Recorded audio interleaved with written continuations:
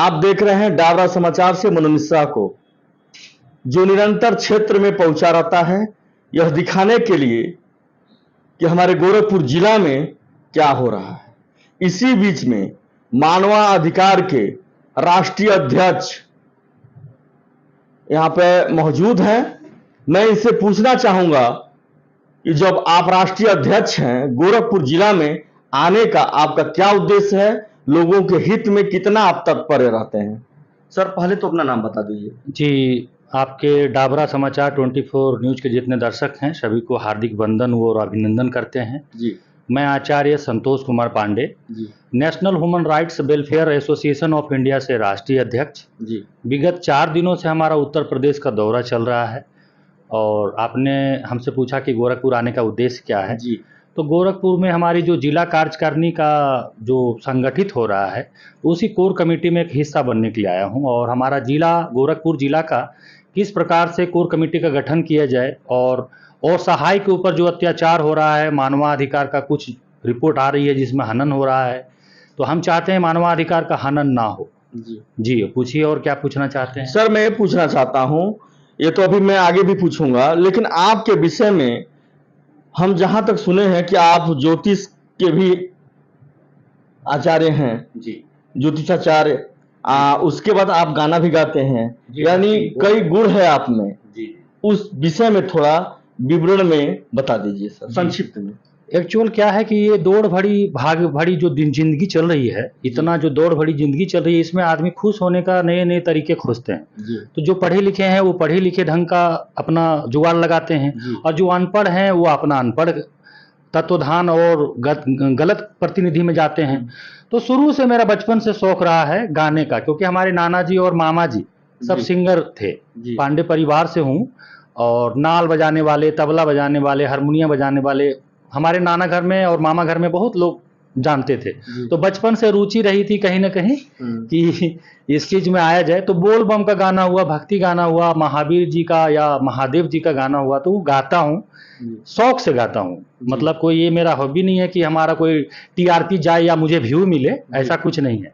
मैं शौक से अपना गाता हूँ। जी और पूछिए सर। जो अभी मैं ज्योतिषाचार्य के विषय में बात करता, उसके विषय में कैसे आपको रुचि आई? जी, मान प्रतिष्ठा कद्र भावना बुद्धि विवेक से हर आदमी का प्रतिष्ठा बचाना और बचना ये समाज का आर्थिक स्थिति होती है। और पांडे परिवार में जन्म लिया हूं तो जाहिर सी बात है कि शिव तांडव स्तोत्रम या शिव प्रचंड स्तोत्रम में लिखा गया है कि यदि आप जिस जाति में जन्म लिए हैं तो उस जाति का गुण आप में रहना चाहिए। तो ज्योतिषाचार्य एस्ट्रोलॉजर ने पामिस्ट का काम करता हूं और अभी आपका क्या जीवन है या आने वाला समय में आप क्या करेंगे उसके ऊपर चर्चा करता हूं, कुंडली हस्तरेखा देखता हूं। जी हाँ, ये भी शौक से करता हूं, ये भी कोई मेरा पेशा नहीं है। जी जी सर, मैं अब आपके मुद्दे पे मैं आता हूं, जो आपके गोरखपुर आने का कारण है। सर यह बताइए कि जो यहाँ पर असहाय, गरीब, लाचार, दुखी, पीड़ित के लोगों के बीच में जो अपनी आप टीम खड़ा कर रहे हैं, इसमें क्या उद्देश्य है, कहां तक यह लोग साबित होंगे, इसके विषय में कुछ बताइए सर। होता क्या है कि कोई भी संगठन आजकल डोनेशन लेने लगता है या पैसा लेके ज्वाइनिंग कराने लगता है, तो वो सब में से हम लोग नहीं है। जी आज आप जितना भी हमारे संगठन में जुड़े गोरखपुर जिला में आप टीम देख रहे हैं, यहाँ तक हमारे प्रदेश अध्यक्ष या जिला अध्यक्ष, जिला उपाध्यक्ष, प्रवक्ता, संचार मंत्री, किन्हीं से कोई 1 रुपया हम लोग शुल्क नहीं लेते हैं। जी अपना संगठन देख लेते हैं कि ये पढ़े लिखे हैं और उनकी इच्छा होती है कि हम समाज सेवा करेंगे, तो हम उनको साथ करते हैं और अपने संगठन में उनको एक प्लेटफॉर्म देते हैं और बताते हैं कि हमारी संगठन में क्या काम करनी है, हमारा संगठन का मुख्य उद्देश्य क्या है। जी तो बस यही है, समाज सेवा के, स्वास्थ्य के लिए, समाज के लिए और शिक्षा के लिए हम लोग काम करते हैं। मानव धर्म के समझते हुए उस पर आप खड़ा उतरने के लिए कार्य कर रहे हैं। बिल्कुल, कितने आदमी हैं देखिए कि वो मतलब पढ़े लिखे हैं और रोड पे घूम रहे हैं, और कितने आदमी हैं जो पढ़े लिखे नहीं हैं फिर भी वो आराम से फॉर्च्यूनर में घूम रहे हैं। जी तो ये कहीं ना कहीं तो मानवाधिकार का हनन हुआ है या 2 नंबर काम हुआ है, तभी तो ऐसा हो रहा है। तो ये सब चीज को भी हम लोग आगे प्रशासन तक हम लोग इसको रिपोर्ट भी पहुंचाएंगे और प्रशासन से मिलकर हमारे नेशनल ह्यूमन राइट्स आगे काम करेंगे। धन्यवाद। मैं एक चीज और अटूट पूछना चाहता हूं सर, कि यह मनोज मिश्रा बेधड़क पत्रकारिता करता है और बेधड़क बोलता है, जिसमें आप अभी ने कहा है मानवता को देखते हुए हम हर काम में, हर गरीब और असहाय में जुटे रहते हैं, और अंपायर मैं यहाँ खड़ा कर रहा हूं जो कि मैं मजबूत हो सकूं गोरखपुर जिला में। जी। आपको उस पत्रकारों के विषय में क्या बताएंगे कि क्या आपकी जो टीम है, क्या वो सहयोग करने के लिए अगर किसी तरह का मामला आता तो क्या सहयोग करेगी? होता ये है कि हमारे जो पत्रकारिता जो विभाग है आपकी, ये चौथा स्तंभ है भारत का। जी। निष्पक्ष जांच और निष्पक्ष पत्रकारिता आप करते हैं तो इसमें डरने की कोई बात ही नहीं है। हमारा पूरा नेशनल ह्यूमन राइट्स का जितना टीम है आपके साथ हम लोग हैं। जी। आपको कोई धमकी दे रहा है या आपको कोई चमकाने का कोशिश करेगा, हम लोग रात में 2 बजे भी बुलाएंगे तो हम लोग खड़ा हो जाएंगे। जी। और आपके ऊपर मुझे गर्व है, आपके नहीं, कोई भी पत्रकार के ऊपर मुझे गर्व है कि चौथा स्तंभ है वो हमारा कोई भी खबर को हाईलाइट करते हैं, हमारे लिए हैं, वो अच्छे और बुरे दोनों के लिए हैं। तो हम लोग का धर्म है कि अच्छा काम करेंगे तो फिर डर किस बात की। जी। वो अच्छा ही बोलेंगे, बुरा काम करूंगा तो वो बुरा ही बोलेंगे। तो ये तो अच्छी बात है, हम आपके साथ हैं, जब कहिए तब मैं आपके साथ खड़ा हूं। अभी मैं आपको ऑडियो भी सुनाया हूं, जो मुझे धमकियां आती हैं, राष्ट्रीय अध्यक्ष हैं। हमारे लिए गर्व की बात है और हमारे टीम के लिए गर्व की बात है और हमारे पत्रकारिता जगत की टीम के लिए बात है कि जो ऐसा आदमी राष्ट्रीय अध्यक्ष जी हैं जो पत्रकारों के विषय में भी सोचते हैं। लोग संगठन तो बना लेते हैं, पत्रकार चारों तरफ वायरल तो कर देता है, उनको ऊंचाइयों पर पहुंचा देता है, लेकिन पत्रकारों के विषय में कोई सोचता नहीं। सोचते हैं लोग संगठन तो बना लेते हैं, पत्रकार चारों तरफ वायरल तो कर देता है, उनको ऊंचाइयों पर पहुंचा देता है, लेकिन पत्रकारों के विषय में कोई सोचता नहीं है। जो मैं दिखा रहा हूं राष्ट्रीय अध्यक्ष जी उसके विषय में सोचे हैं और बताए भी हैं कि हमारी टीम जो है आप लोगों के साथ निरंतर लगी रहेगी और कार्य भी करेगी। कहीं पर भी दिक्कत आएगी उसके लिए 2 बजे रात को या 1 बजे रात को या दिन में या रात में निरंतर आपके लिए लोग सदैव खड़े रहेंगे, हमारी पूरी टीम खड़ी रहेगी। आप बने रहिए मनोनिशा के साथ। बीच में एक मैडम भी है, मैं उससे पूछूंगा आप महिलाओं के विषय में क्या सोचती हैं जो आप यहां पर ऊंचे पद पे हैं। डन है। इसी बीच में जो महिला हमारे बीच में मौजूद हैं, मैं इनसे पूछूंगा कि भाई आपका क्या तात्पर्य है जो कि इसमें इस संगठन में जुड़ने का, जो कि महिलाओं को आप क्या सुविधा देंगी और आप किस पद पे हैं। मैडम पहले अपना नाम बता दीजिए। पहले मैं आपको आपके चैनल को डाबरा समाचार को मैं वेलकम करती हूँ। जी धन्यवाद कि आप यहाँ तक आए, धन्यवाद। हमसे परिचय पूछे। मैं उत्तर प्रदेश महिला संघ से जी मैं महिला अध्यक्ष हूँ और सबसे बड़ा योगदान सर का है जो सर हमको इस पद पे नियुक्त किए, और मैं इस पद का मान सम्मान बचाते हुए जिस हक के लिए मुझे यहाँ तक लाया गया है मैं उस पर निस्वार्थ प्रेम से इस काम को करूँगी।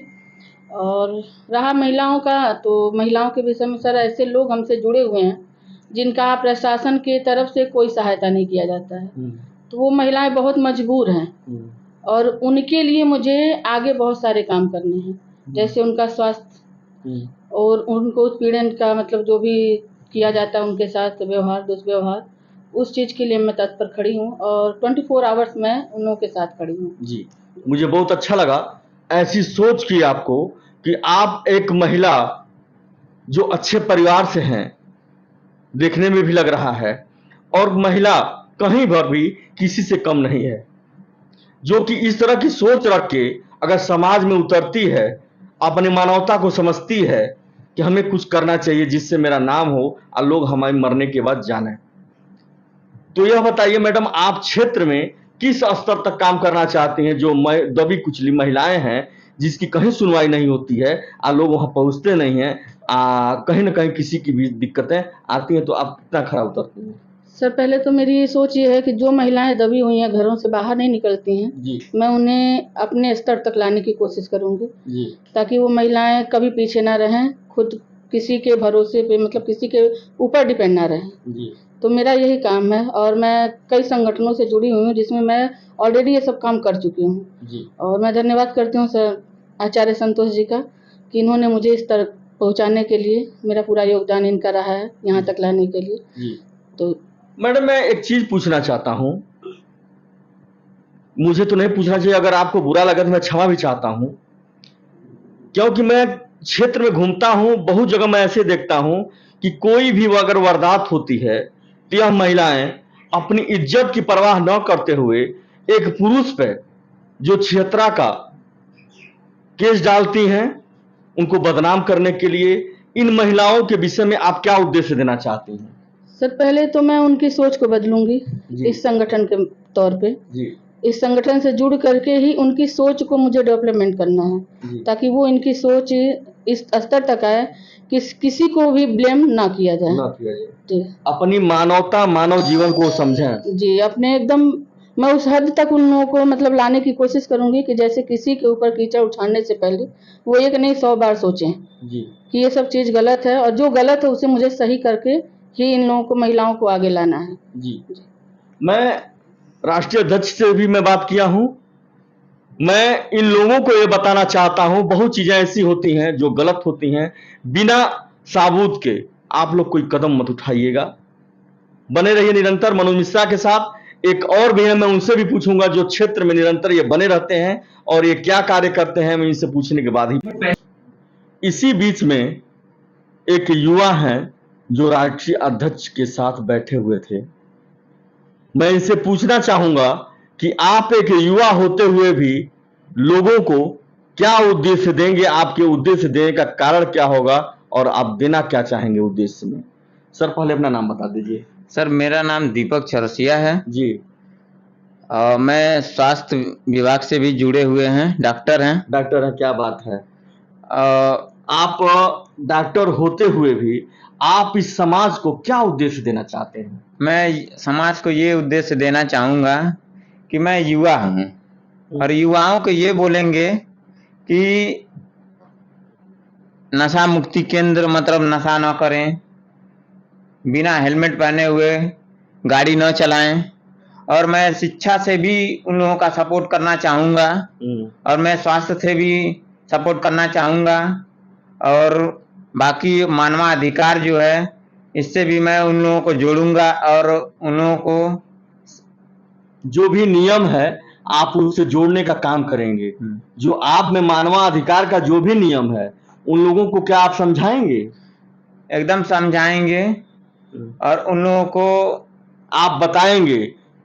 आपका कारण क्या होगा कि आपको उद्देश्य देना होगा और आप उनको बताएंगे कि कभी वो नशा ना करें। जितनी भी हमारी माताएं और बहनें हैं उनको जा करके दारू ड्रिंकिंग करके चौराहे पर जो भी नशा करते हैं या शहर में जाकर के नशा करते हैं, नशा करने के बाद अपने घर में आते हैं और मारते पीटते हैं, क्या आपकी संस्था इसमें काम करेगी?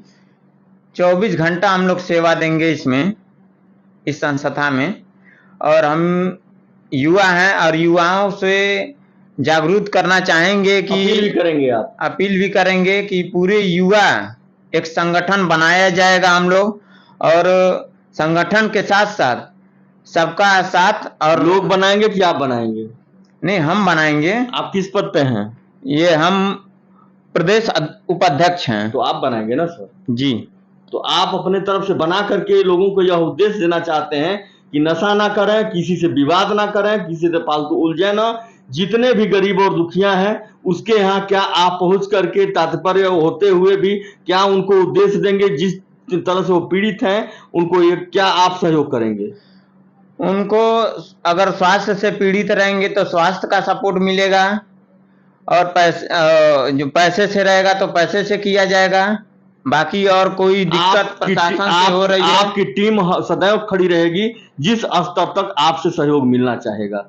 आप बने रहिए निरंतर मनोज मिश्रा के साथ और ऐसे युवाओं के साथ जो अपने संगठन के बारे में ऐसा सोचते हैं कि हमारा संगठन जो है किस तरह से काबिल है, किस तरह से हम ले चल के उनको अपनी मानवता को दिखाते हुए हम सहयोग करेंगे। आप निरंतर बने रहिए मनोज मिश्रा के साथ और ऐसे ऐसे लोगों के साथ। मैं गर्व करता हूं कि जो राष्ट्रीय अध्यक्ष के साथ मैं बैठ करके बाइट ले रहा हूं। यह डावरा समाचार निरंतर ऐसे लोगों के लिए खड़ा रहता है दिन रात। जब भी आप फोन करेंगे इस मनोज मिश्रा को पाएंगे, जहां भी याद करेंगे इस मनोज मिश्रा को पाएंगे।